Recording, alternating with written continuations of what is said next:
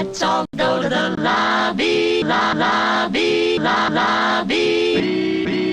Let's all go to the. Let's all go to the. Let's all go to the lobby. Let's all go to the. Let's all go to the. Let's all go to the lobby. One Reel In podcast, House LLC. Take one. What is up, real boys and girls? With you as always, it's Adam Obesis Rodriguez, including hosts with the most, Marco Dupa. What the F is up? Good news, bad news situation here. Okay. Good news is we have found a beer that is even higher ABV than last year, it feels like last year. Last week's 4.7% ABV. 4.7? 14.7% ABV. I am drunk Already just drunk. thinking about it.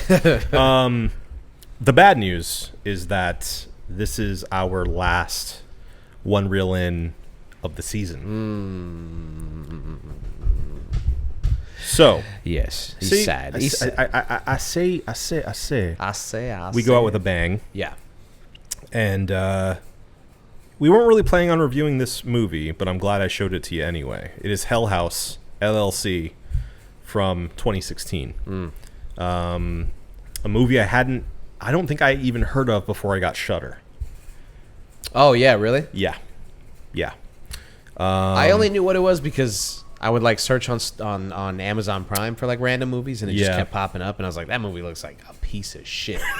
It really does, though, right? The poster looks like a piece of shit. Yeah, it's bad. It's bad. And honestly, the name of the movie's not great either. No, it's not. Which, the only reason I gave it a chance myself was because it got rave reviews on Shudder itself. And I trust the Shudder aficionados because they're the real horror nerds. You got to trust the Shudder.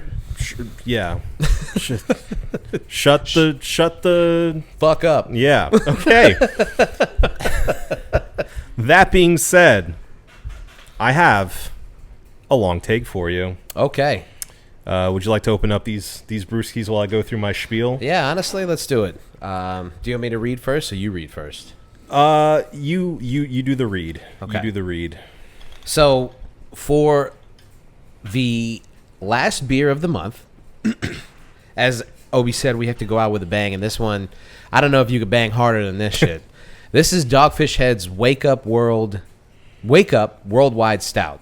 Apologies. Wake Up World. Wide Stout.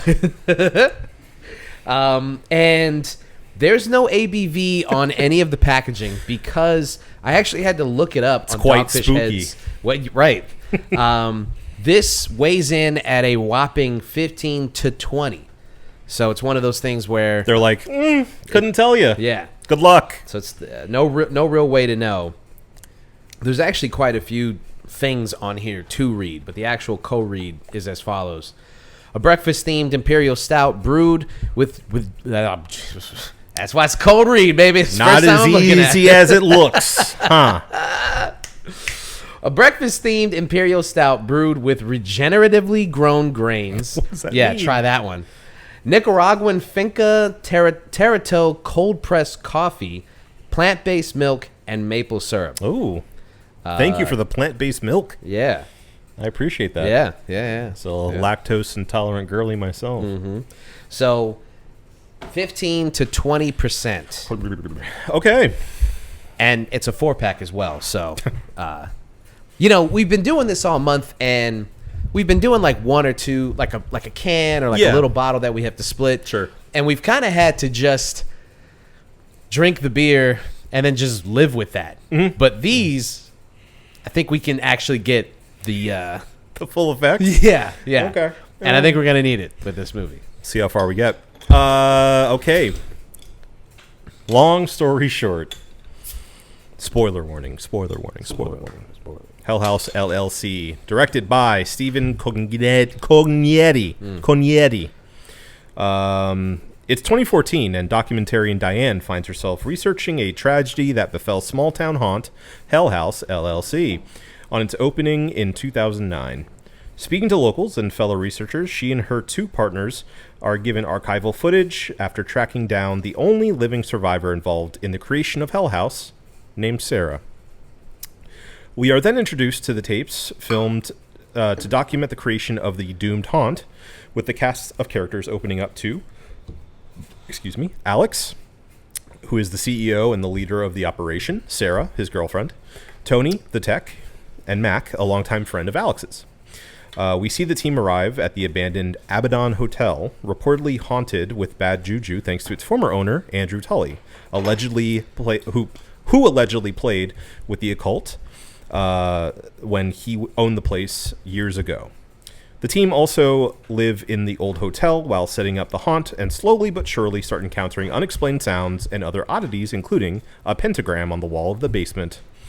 No worries, though. They continue to set up the haunt and hire local thespians as scare actors to populate the place once they open. Meanwhile, the unexplained experiences get more extreme. A clown dummy seems to move on its own. People are seen out of the corner of eyes. Weird vibes are abound. But Alex says, meh, we're still opening. And then Paul gets jumped by a ghost, disappears, then reappears in a catatonic state. After all this, Tony tries to quit, but is convinced to hang in there by Mac. Then comes opening night. A huge crowd queues up for the scares, and quickly things go badly. One of the main actors, Melissa, is killed by a cloaked ghoul while tied up. Then Tony gets killed trying to help her. Alex is hanged in the basement. Mac gets ganged up on by ghouls, and Sarah barely escapes after guests stampede out and first responders arrive. We cut back to 2014 and Diane's interview with Sarah, who asks her to meet her later at a hotel room 2C, but there is no 2C at that hotel. Diane quickly puts together that there is a 2C at the old Abaddon, which she rushes off to with her cameraman, while the other documentary partner stays behind to finish watching the archival footage.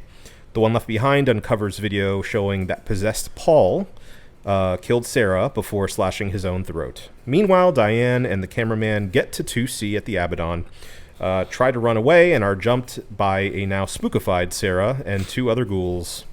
The end. Spookified. Yes. And that is Hell House LLC of 2016. Pretty cut and dry. Pretty simple premise. Yeah, a classic found footage haunted horror, if you will. This was released around the time that found footage was like tearing it up. Yeah.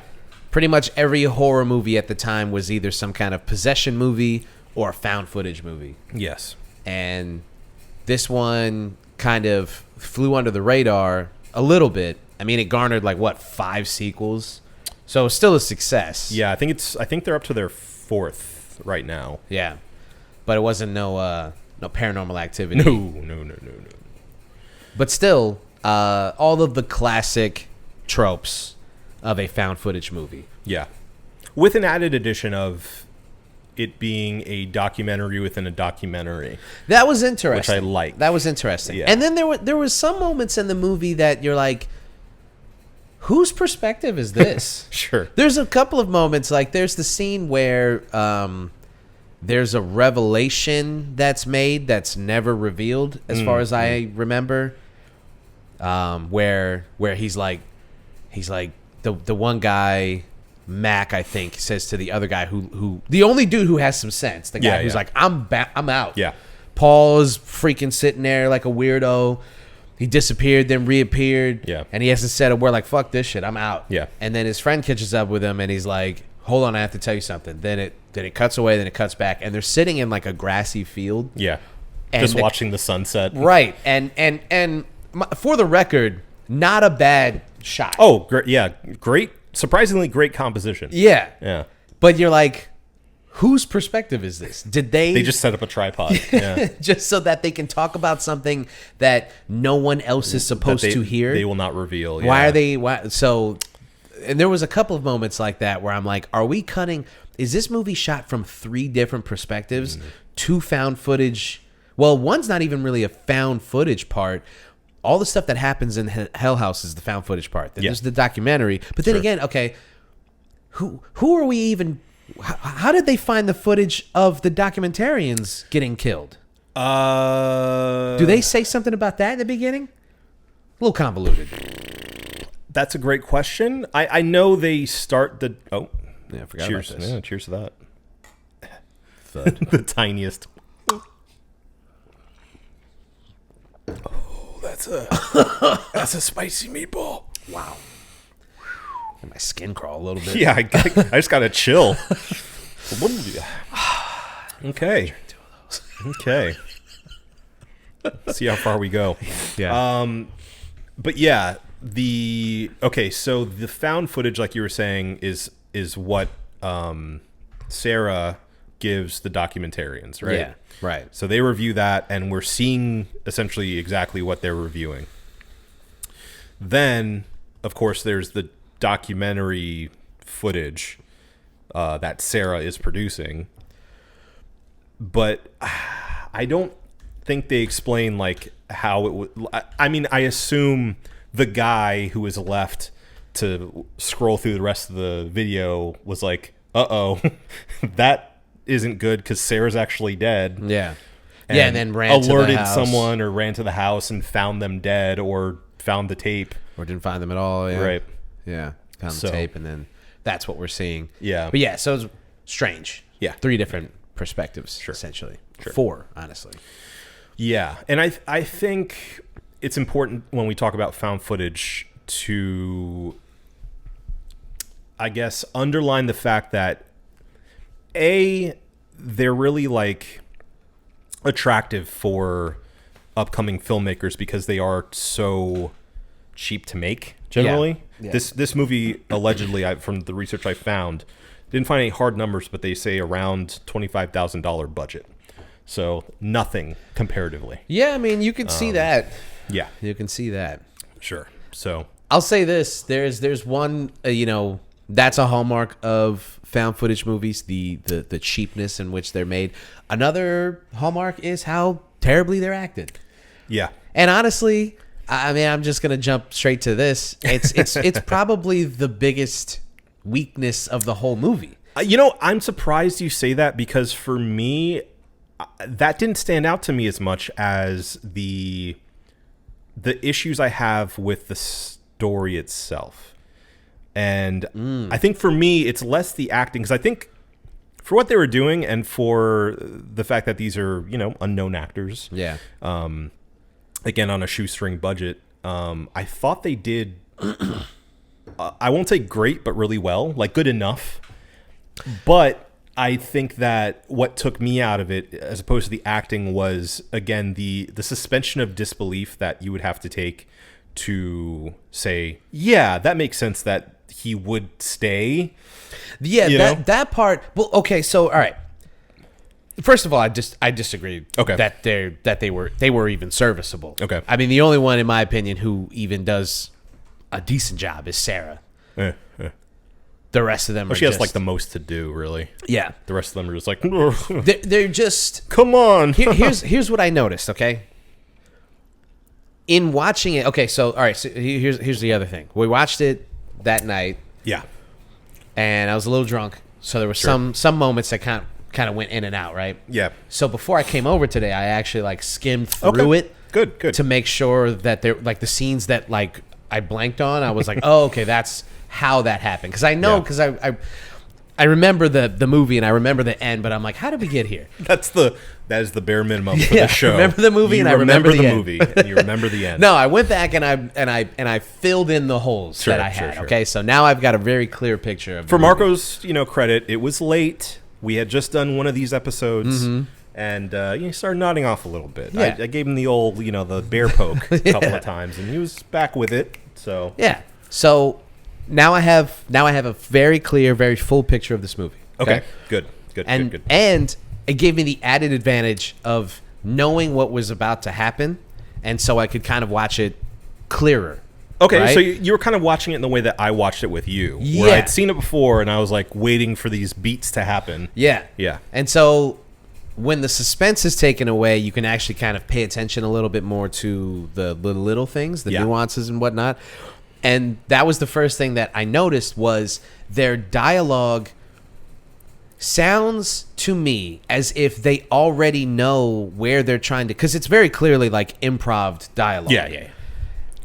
And it sounds like they already know what beats they're trying to hit. Does that make sense? Mm-hmm. Like, it's not natural dialogue. It's like they already know what reaction is what they're about to get. Like, Sure. it just feels like Staged. yeah, it just feels very, because even when they're like yelling at each other, they're like, I mean, at one point, one of the guys is like, he's like, you don't care? This is like your best bud from like years ago. And I was like, best bud? He said best bud. Yeah.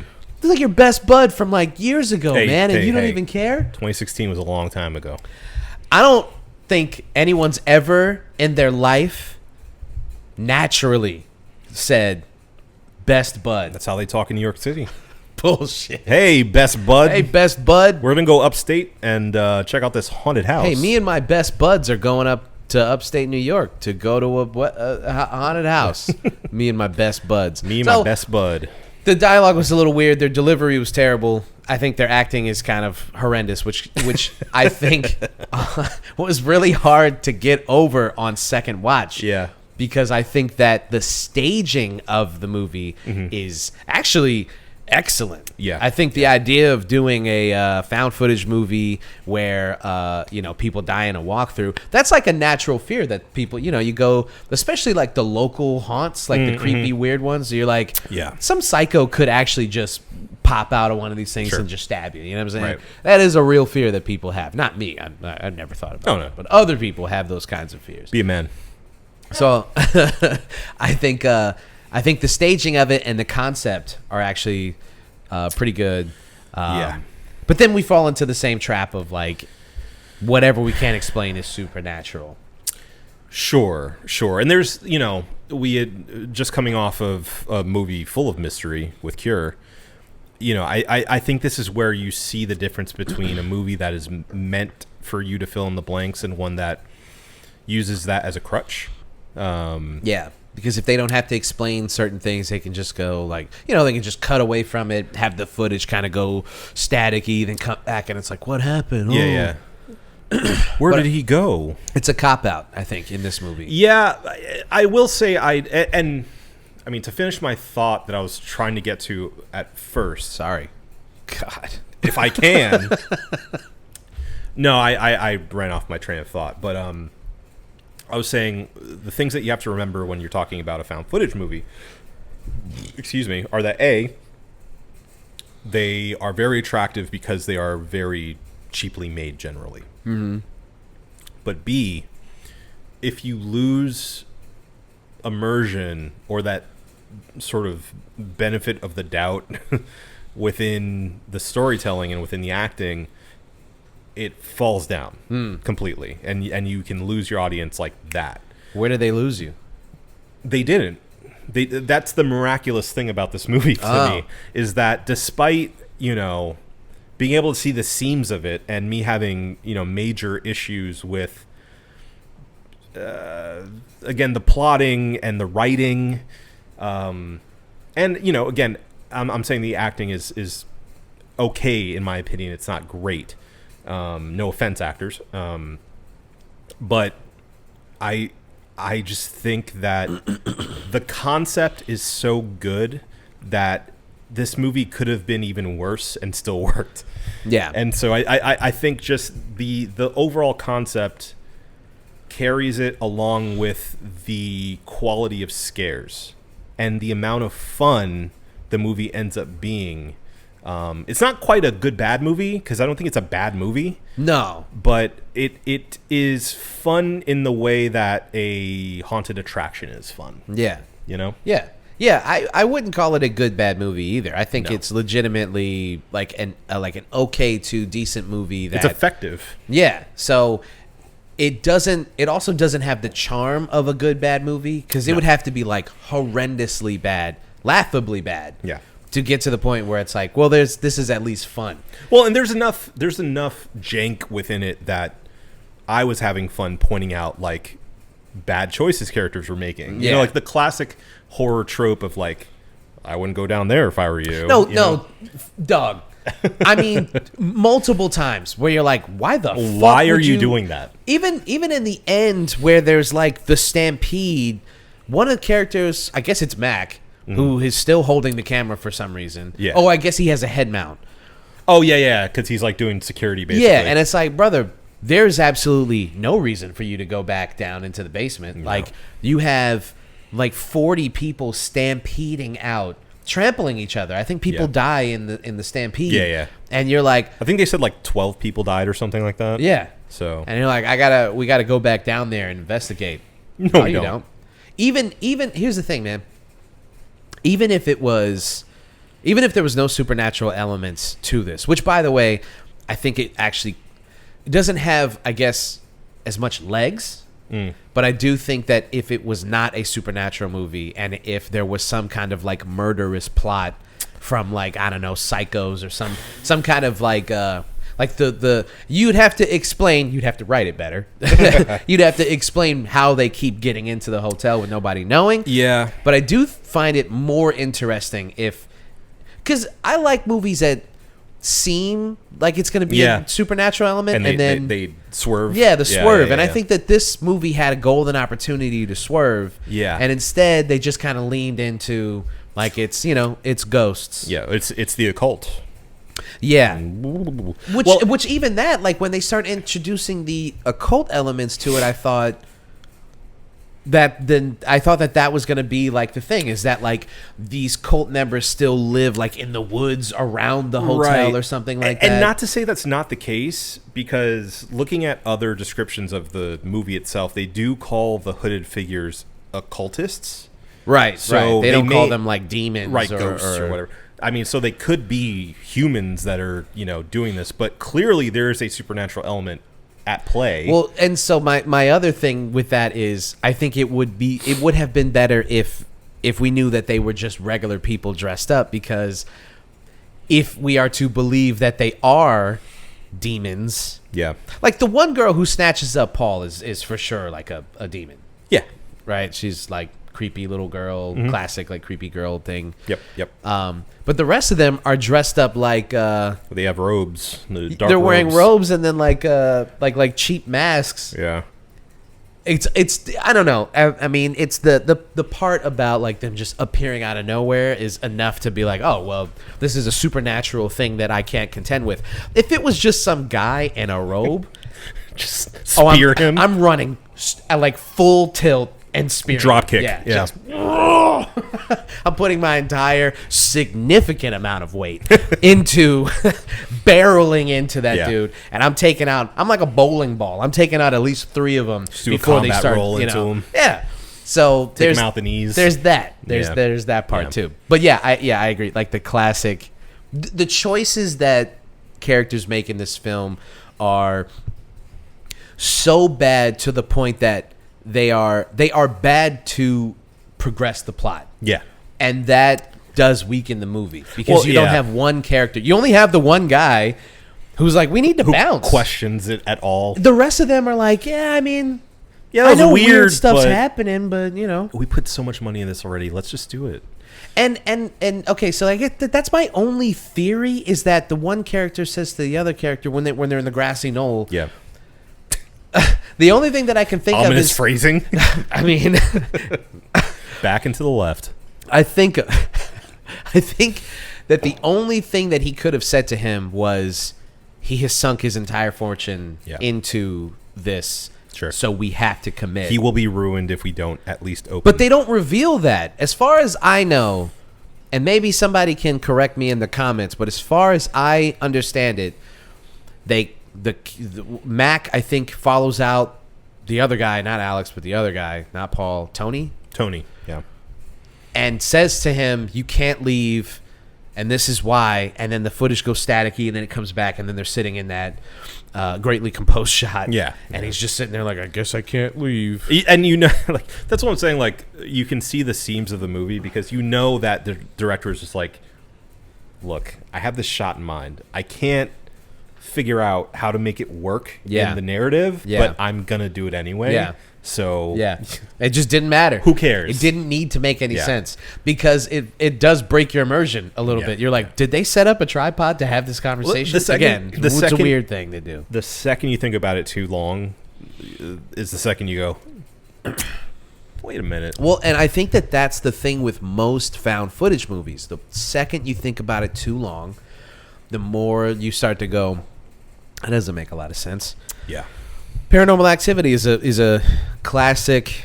It's the classic. It's not the first, obviously, but the classic example. It's like the most popular modern found footage movie, and you know, I did a rewatch on that like a year or 2 years ago. Yeah. I watched the whole series. Whole series? Oh, I watched the whole thing, dude. I went through the whole thing. Why would you do that to yourself? It was it was fun. I mean, once you get past like the third movie, you get into like horrendous territory, like good bad movie. Like you're watching it and you're going, the only merit that these movies have is how are they going to get you with the jump scare, because the rest of it is just really. And then they kind of loop back around into making a decent one. It's really weird. The series is very strange. Like, they're really, really bad. I hear the later one was actually pretty good. The later one's a really weird example because it is very clearly a high-budget found footage movie. Yeah. Which is weird in itself. Takes you out of the thing. It just looks like there's drone shots, which are explained. Like the guy has a drone, of course, but you see a witch fly into frame or something. That last one was. I mean, we could talk about that later if you want to watch that one, but I wouldn't suggest it. We don't have to. That's okay. So yeah, like the classic tropes in these found footage movies are just like one boneheaded decision after another. Yeah. And I don't know, they work and they don't work. They make for a fun romp, a gallop through these movies, but they don't really work on rewatch because you're just going, well, why would he do that? Why would they do that? Yeah. I don't know. And also, you know, you have to have 6 white people, because if you have any person, any black person, any brown person is going to go, did the mannequin, first of all, the clown mannequin that can't move its head. Sure. They're not automated at all. They're just stuffed. But not only that, they reveal later that the thing literally can't move its head. Yeah. So, and there's clear footage of its head being tilted. Exactly. So when it does, bye-bye. Yeah. Not only that, I'm taking that mannequin and I'm burning it. Yeah. I'm burning it. I'm getting rid of all of it. Well, I'm personally not touching it. I'm not being in the same room with it. I'm not going into the basement. Like the part where he's kind of looking down, then he looks up and it's looking at him. Yeah. And then they go back and rewatch that. Right after that is I turn on all the lights, I open up all the windows, I grab that fucking clown and I take it outside and I light it on fire. Yeah. And then I say, we're leaving. Yeah. You guys can stay here if you want, but you know, and that's I think enough for me. That's why every horror movie does need that token black person, because that person is at least going to be like the voice of reason, right. Who inevitably dies first. Exactly. Yeah.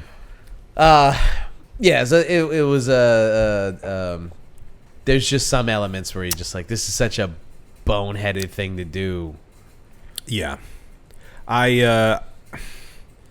It's hard for me to justify why I still really enjoy this movie, though, because I do. And upon rewatch, I agree with you completely. And I think upon subsequent rewatches, the weaker the movie gets. Yeah. But I think it still holds a charm, especially if you watch it with other people.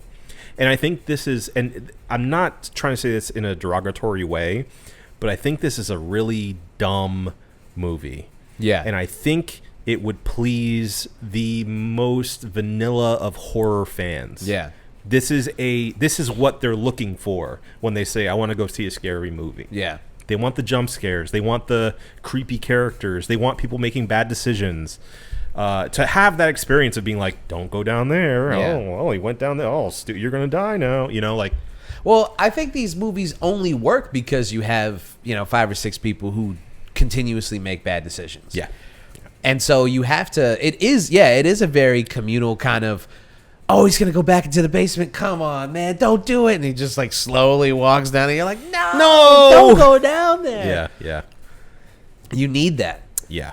I'll say, I think they rushed the ending. Yeah. I think the ending was really like, they spent so much time building up to the big moment where things were going to actually happen. Right. You're waiting the entire movie because from the very first frame, you're being told how tragic this event was. Yeah. And you're expecting like hell to break loose.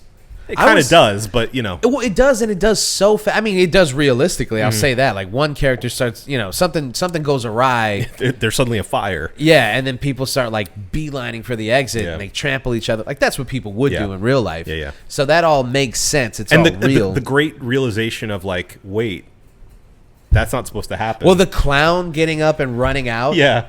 And Everyone's like, what the hell? the character was like, is he supposed to do that? Yeah. We are to believe that was just like a ghoul, right? Not any of the characters. It wasn't like Paul or Tony. No. That was just a yeah. The mannequin came alive and just ran out.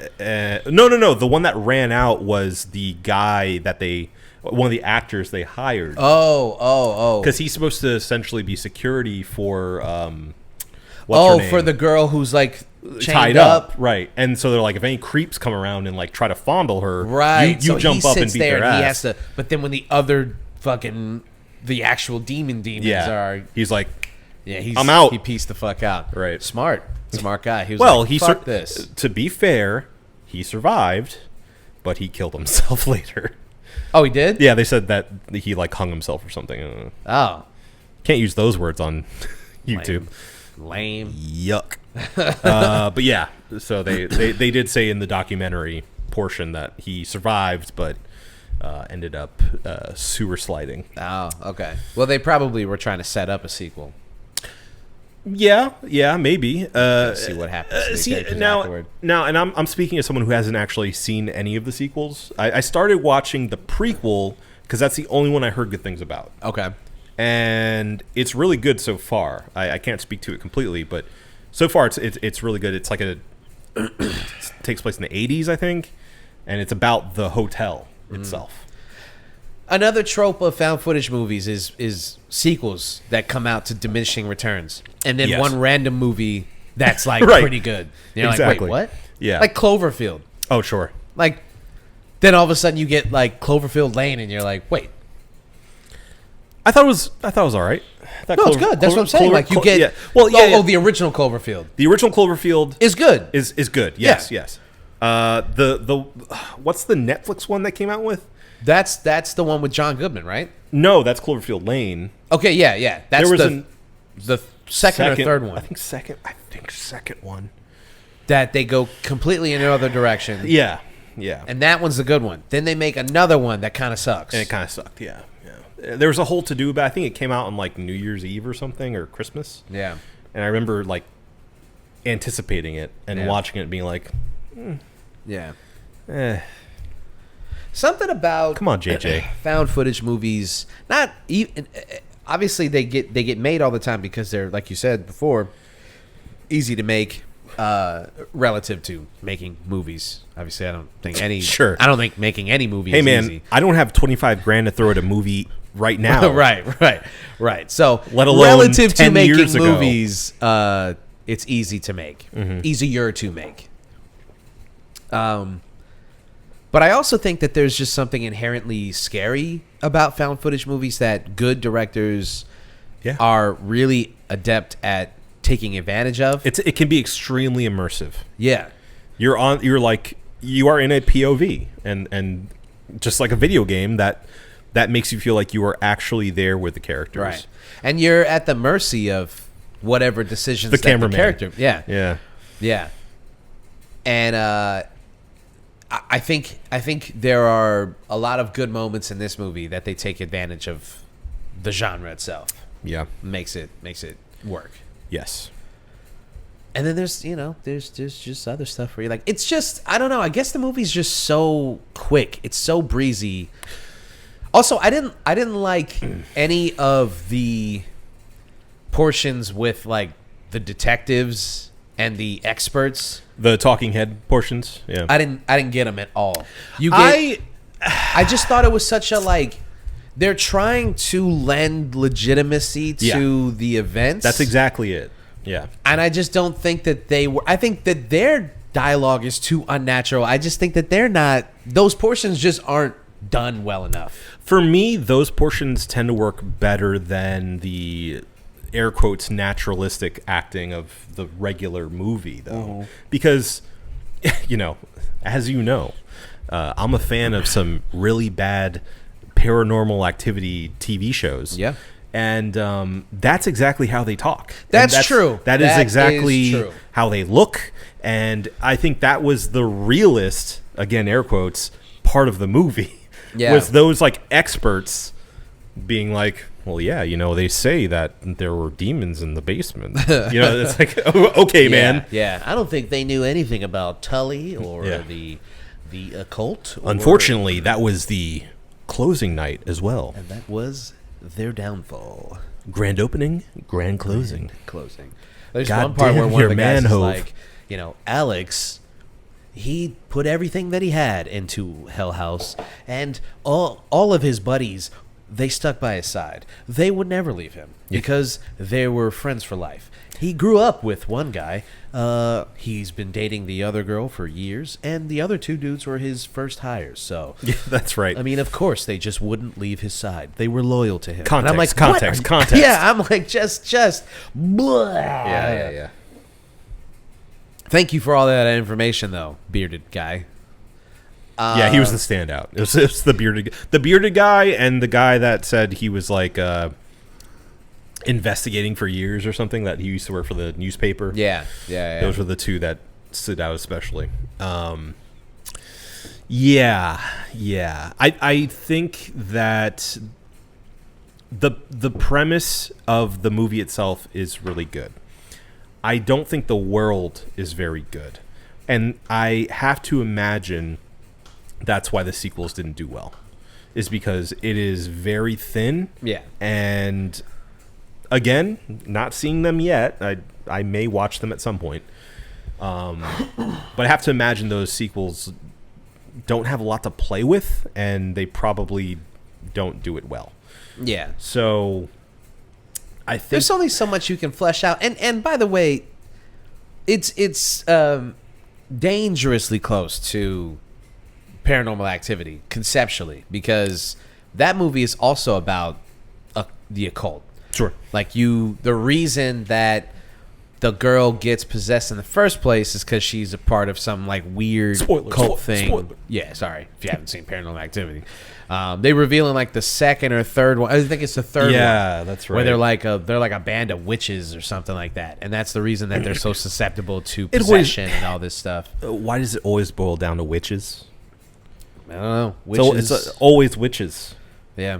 Witches and warlocks. It'd be fun if like if it was like a Wiccan thing where it was like a girl who was a witch who believed she was a witch, but in actuality she's just like has I'm just a girl. she just has BPD or something.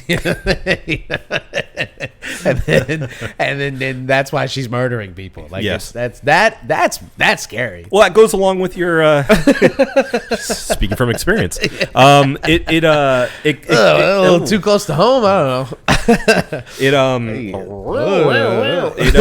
It goes along with your ideal though of like having a story that seems on surface to be a supernatural one and end up being something more real. Yeah.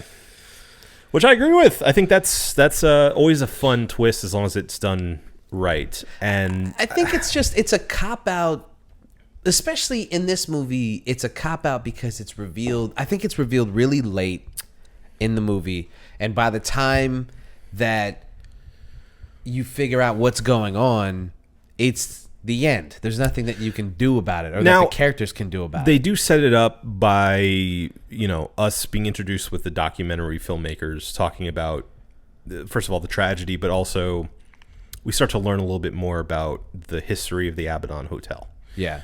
And mind you, calling it the Abaddon, it's a demon, if you don't know. Clunky. Yeah, very clunky, very on the nose. So, whatever. Yeah. But that notwithstanding, we are introduced to the backstory of the Abaddon Hotel first by seeing the basement with the pentagram on the wall, and them clear again with very clunky dialogue saying, "Yeah, I mean that pentagram was there when we got here. We didn't do that." But then also with the I keep forgetting her name, Melissa. Yeah, Melissa. The documentarian? No, the actor that they hired to be tied up in the basement. She is a local. She knows the story too. Yeah, she's a local, so she tells them a little. They like ask her about it, and she's like, "Yeah, they say that this place was a hotel, and people started missing, and that the owner was an occultist, and yada yada yada." So I think it's crazy that a local would have themselves be chained up in the basement of a, like, if I'm if I hear a story about a hotel out here that people are like, motherfuckers died out there, they went missing and all that stuff, and then some out of towner was like, do you want to hang out in the basement? Yeah. Also, I'm gonna chain you up. Bro, I gotta smack the shit out of you just for even suggesting something insane like that. I'm not a superstitious or religious person who, I don't really believe in ghosts or anything like that. That is to say, I leave the door open for those things to be real. I don't know anything. The thing that I know for sure is I don't know anything. Shimmy his way in. Do a little sexy dance in, like Minnie the Moocher kind of. So you rang. I think I am the purest form of agnostic, which is to say, like, I don't know anything, and I'm not going to say for sure that anything is, like, I'm not going to say that God doesn't exist or that ghouls and ghosts and goblins don't exist. I've never seen them with my own natural eye. Sure. So I don't believe in them. But I'm also not going to mystery of faith. Amen. I'm not going to play with fire, even if the thing is, like, even if I don't believe that something could be lit on fire, there's always a chance. There's always a chance. My point of view, you gotta hedge your bets. Why bother? Why bother? Why bother? You don't have to. It doesn't hurt to, like you said, leave that door open. Yeah. Well, and why would I test? Yeah.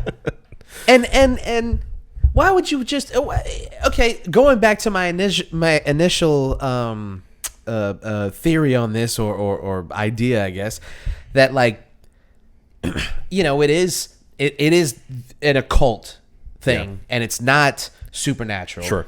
I'm still putting myself in harm's way. For what? Absolutely, yeah. I'm still going into a basement, chaining myself up, trusting 6 white people. For what? Well, that's crazy. And as you said, I mean, I am far more scared of white people. of material danger, Yes. Of a man, an actual dude creeping around with a knife, right, scares me far more than the idea of a spirit, right? Right. And Paul, getting back to the movie itself, Paul's walking around being fucking weird. Yeah. So even if he just came down with, if he just was having like a manic episode or something, still is enough to be like, you know what, we can postpone the opening for a couple days. This is not okay Paul's anymore. acting fucking weird. Yeah. This isn't fun anymore. He disappeared. He reappears in the basement. He's fucking laying there, and they wake him up, and then he's got this, like, bro. No. That's the other thing. That's the other thing about these found footage movies. Yeah. Whenever, like, the film takes that turn where like shit's about to get real, there's always that one character that's like, this shit, bro, the fuck out of my face. Yeah. Turn the cameras off. Yeah. You need to go to the hospital. They start doing the Blair Witch stare. Yeah, that's the shit. And it happens in every single possession / found footage movie, Yeah. there's always that one character that just starts looking at you down their nose, and you're like, bro, No. why are you No. looking at me like that? Hey, guess what? Yesterday you didn't do that. Today you are doing that. There's been weird shit going on for the past 3 days. You're going to the fucking hospital, and we're burning this fucking building to the ground. I don't get, and it's like you get to that point, and you're like, you guys are making really poor decisions, and it kind of feels like you deserve to die because you're not listening to the universe. It's telling you to get out. Yeah. I will say, I think the again, like you were saying, the vast majority of these characters are pretty irredeemable. Yeah. It's just like, I don't care. Yeah. You guys are fodder. Yeah. For all I care. Yeah. I mean, the only person I feel sorry for is the local, really. Sure. That sucks for her. But she should have known better, She should have too. known better. You're right. She should have known better. Yeah, never mind. I take it back. Yeah. She didn't have to be down there. No. They could have been Sarah. They could have brought somebody. The fact that they hired some local and she was like, I've heard the stories. I'll have my tits out. Sure, why not? I don't care. Cut my blouse. Yeah, do it. Hope she Crazy. got reimbursed for that. Crazy. Also, can you imagine being in the queue for the haunted house and being like guy 16 of the 15 people that died, and you're just like, what's going on down there? And I everyone waited starts running for up 2 hours in this line. just to get to the opening of the house, and people just start pouring out. There's like 5 negative Yelp reviews before Yeah. they realized it was a tragedy. And some of the people who got down to the basement saw the tragedy and then made it out. Ran, Those yeah. people, I'm like, good for you. Sure. Good Yeah, for you. yeah. All you wanted was like a creepy Saturday night. Absolutely. You know? I get it. And you got more than what you bargained for. Yes. I will say, I think I also grade this movie on a scale. Is that the right phrase? On a phrase you're going for. On a curve. I grade it on a curve. That is the right phrase. Yes, I grade this movie on a curve because I love haunted attractions. Yeah, local haunts. Yes. And haunts in general. Yes. Yeah. Haunts and haunt accessories. I love them, and this is essentially a movie about making one. And it's also a movie about making a movie. So those are like 2 things that I hold very dearly to I'm me. actually kind of surprised that this is the first of its kind. I Yeah. don't think there's any other movie that is a movie about a local haunt. Haunt, yeah. Yeah, and it's one of those things that's like an easy slam dunk, and something I've thought about since I went to horror nights for the first time is like, what if? Yeah. Yeah. It's something you think about. Yeah. And to see it, work in a movie, I think alone is really satisfying. Right. Okay. So here's my big beef. The big beef. The big beef. My big beef Yes.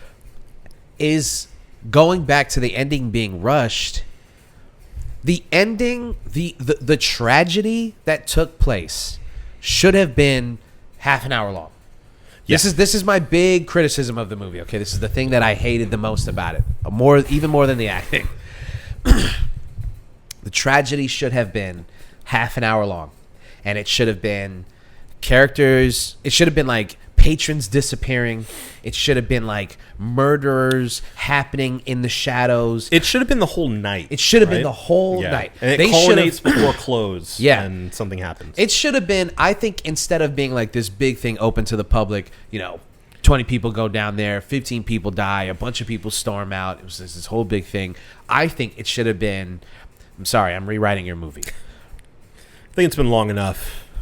I think that it should have been 15 like friends and family who get a sneak preview before they open, so that you can fucking off all 15 of them in the movie, right? Yeah. And you still get the effect of 15 people died that night. It was a tragedy. It was a malfunction of the house, yada yada. Sure, how they sure, painted sure. it, right? Instead of, because there's the thing about, you still have to contend with the fact that there was like, I don't know, like 50, 60 people there who saw some of what happened. The Yeah. people who survived, they saw fucking murderers down there in the basement. They know it wasn't a malfunction of the house, Yeah. right? Yeah. So you have to contend with the fact that those people exist. But if you do a real deal found footage movie where all 15 people die and they literally had to find the footage because they were investigating disappearances Yeah. of these 15 people. Yeah.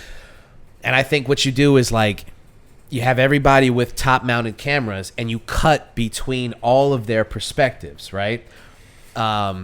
Because they're getting the sneak preview. So you're like, here's your GoPro. Right. Oh, you know what I'm saying? It could have been and now, we're talking about modern times, but it could have been like influencers.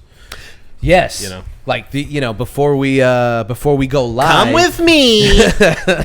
The Haunted House LLC. Yeah. And then they all get fucking murdered in like increasingly fucked up ways. Yes.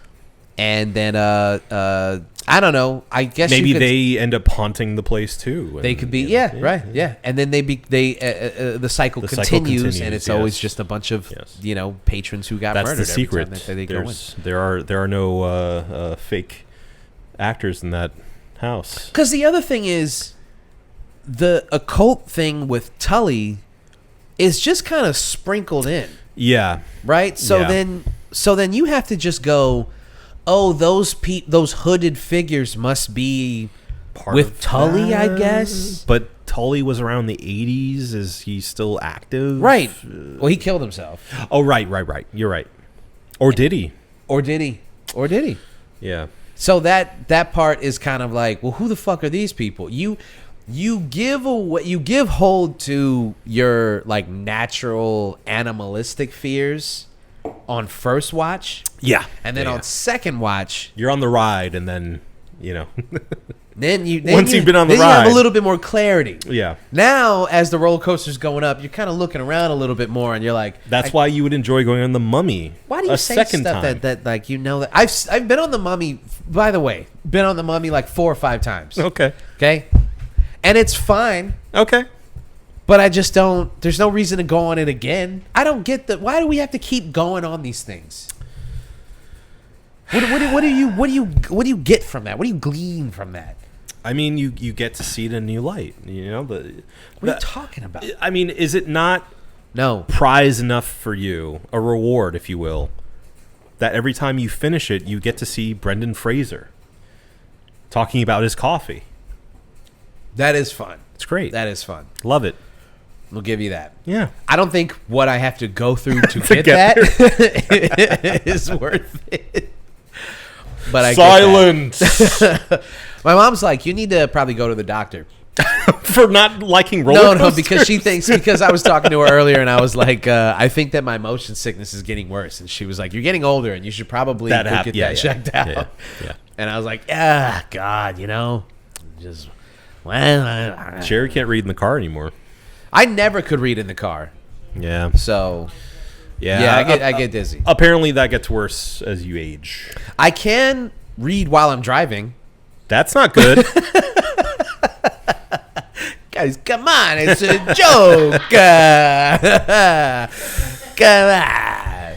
No, but I can't sit in the passenger side. Yeah. I really can't sit in the back seat. Sitting in the passenger side is one thing. You're kind of up there and you're not in control, but full you're kind of view in control. of the front. Dude, sitting in the back seat, forget about it. If I'm in an Uber and I'm like looking at my phone to see how long it's going to take for us to get to wherever we're going.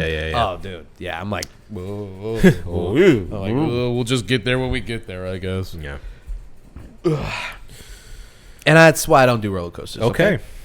And but I'll do a walkthrough. I'll do a haunted walkthrough. Sure. And I also just feel like, I feel like there could have been moments where, some characters like trying to fight it off. Some characters just like get killed immediately. Yeah. And all this stuff. And so, I think that the ending should have taken like half an hour because you get the trampling scene, right? Yeah.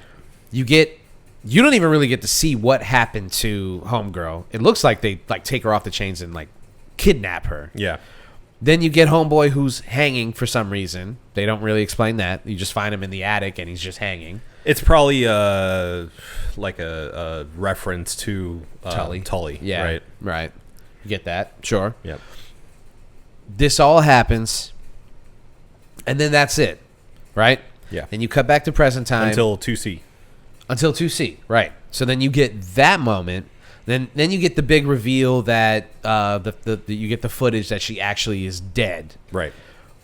Which, by the way, great moment. Great moment. I think it's a fantastic. Because it again, the power of found footage is like we are seeing that as that third team member in the team. Yeah. Is like, oh, Yeah. wait a minute. We're making the same revelation Yes. at the same time. Yeah. So I think that was a fantastic way to do that. Yeah. But I just think it was a little unearned. I just wanted a little bit more from the actual ending itself. It was a very Twilight Zone moment. Yeah. It still worked, but again, upon rewatch, you're kind of like, okay. It was just kind of like an old school magician of now you see me, now you don't kind of thing. It's like, you thought it was this. The Prestige. Turned out it was this. Yeah. And I think it would have been an even more earned and an even more rewarding ending if a bunch of people got fucking murdered slow and we got to see all like the fucking disaster take place and then we got to see her escape and then you find out that no, she met Paul at the top of the stairs, he fucking marks her, and then you get the bing bang boom, Right. The bing bong. I agree, but I do think it is a symptom of that low budget. Yes, true. So, true. they had to leave a lot to the imagination. And I do think, for what it's worth, quite literally, they made a very entertaining movie. Yeah. And one that I personally would love to come back to multiple times with different people, I am curious I really want to watch the sequels, honestly. Yeah. Like, I know that they're probably bad. Yeah. But I, like... Well, you went through Paranormal Activity, so... Exactly. Dude, what do you have to lose? Hey, listen, I have run through some really bad series. Yeah. So, I'll do it. Yeah. I'll watch some, like, really bad stuff just to say that I completed the series. Sure. I watched every Jason movie ever made. Yeah. Just to say that I did it. Did I get a reward for that? No. All I have is just the knowledge of these movies in my head. Like scenes. Like, some people, they go, wasn't it the mom who actually was the villain in the first movie? And everyone has fun with the revelation that it was actually the mom. I have to contend with all of the knowledge of Friday the 13th. Yeah. All of the lore. When people start talking about Jason Voorhees, and I'm like, actually, I have that all rattling around in here. Did you know there's different ownership between the Jason movies and the Friday the 13th movies? I did not know that. Yes. What does that mean? Different rights. Jason Voorhees as a character versus the Friday the 13th movies? Well, you have like Jason X. Yeah.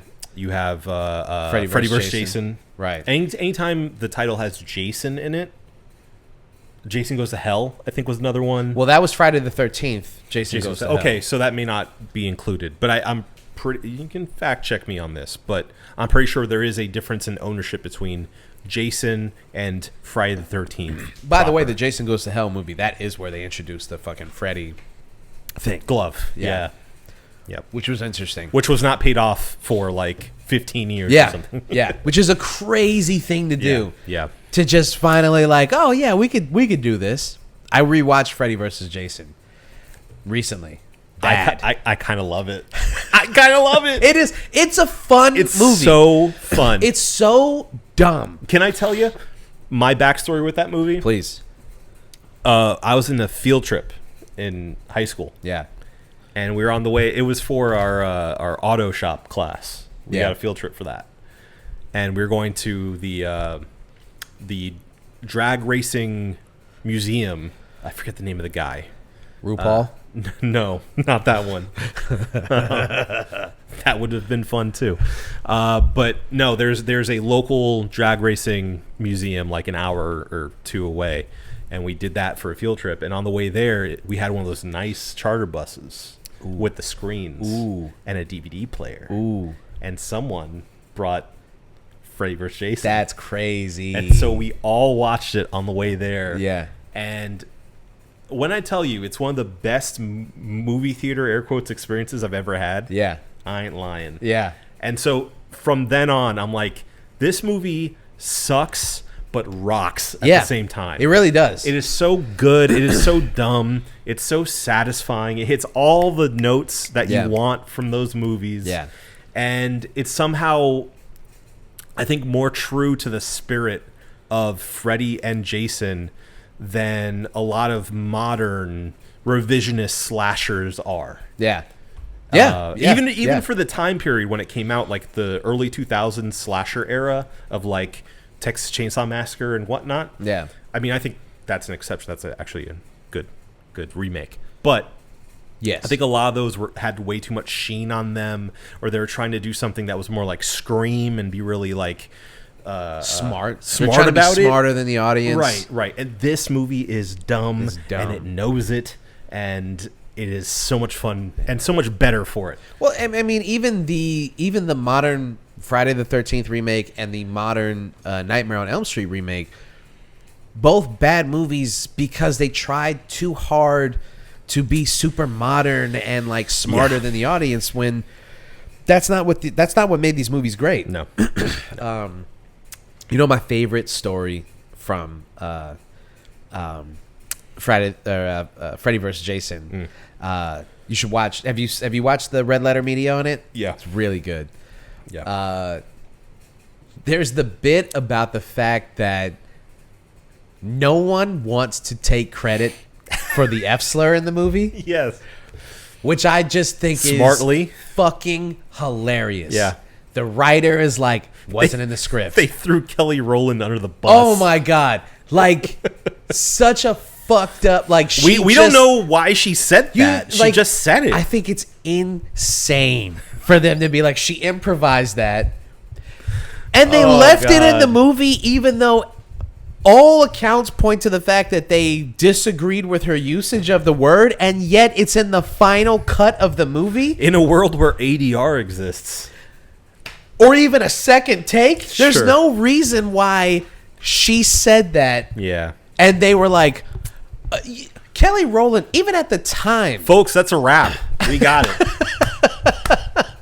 Thanks, Kelly. I think it's insane, dude. And it's so funny for them to be like, we don't know why she said Crazy. it. We don't Crazy. I don't know what but we didn't have the opportunity or the money to just do another take where she doesn't say it. Yeah.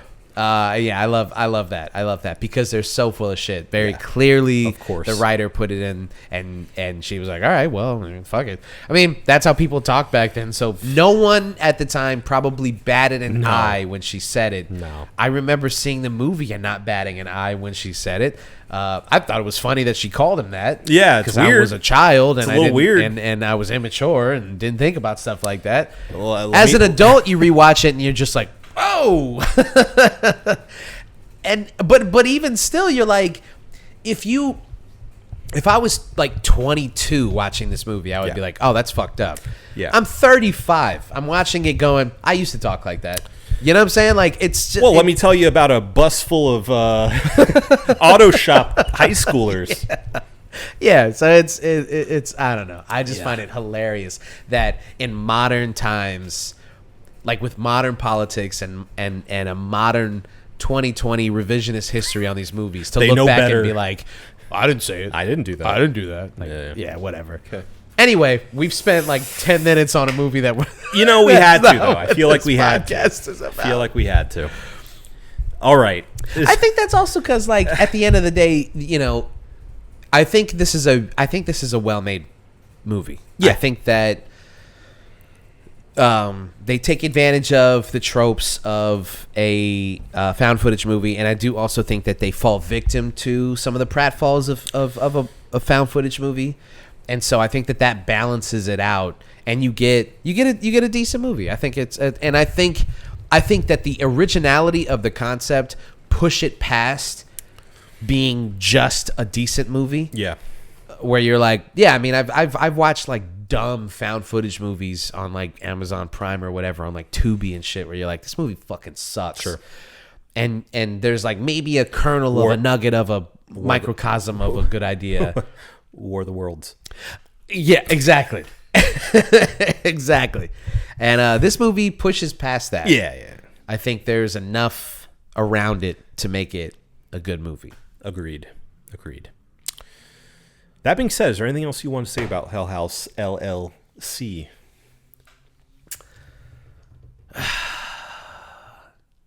No, I think we covered it. Yeah, I mean it's pretty straightforward. I do think it is more fun with friends, and Yeah. I think it is a fun watch, especially for the season. So if you haven't seen it, why are you watching a Spoilercast? But I would definitely recommend it for a rewatch in the October month. And you can watch it on anything. It's on Tubi. It's on Amazon Prime. Shudder. It's on Shudder. Yeah. It's fucking. They made this shit widely available. Yes, and all the sequels are on Shudder for sure. Yeah. So because they, I think, produced the rest of them. Yeah. and I acquired think when they rights to put the first one out, they just gave it to everyone. But then once the movie was successful, they started Shudder started producing the rest. Shudder bought it up and started making the sequels. Yeah. I So- gotta get Shudder. It's great. I mean, I love it. And apparently they bundled together AMC Plus too. So I'm not really doing I know, shit. I know. It's just they're just gonna play dad movies and Breaking Bad. That's all that's on AMC. Is that Plus. not good enough? Yeah, true. But yeah, okay. I guess that being said, what would you rate House LLC out of 6 bottle caps? I would give House LLC a 3.5. I want to go 4, but I also feel like I think that's a little too generous. Yeah. I think 4 would be reserved for a movie like a good like a legitimately good movie, a good movie. Yeah. That has its flaws versus a bad movie that has enough strengths to push it into good territory. Yeah. So I'm gonna go 3.5. That's fair. I'm going to go with a 4. All right.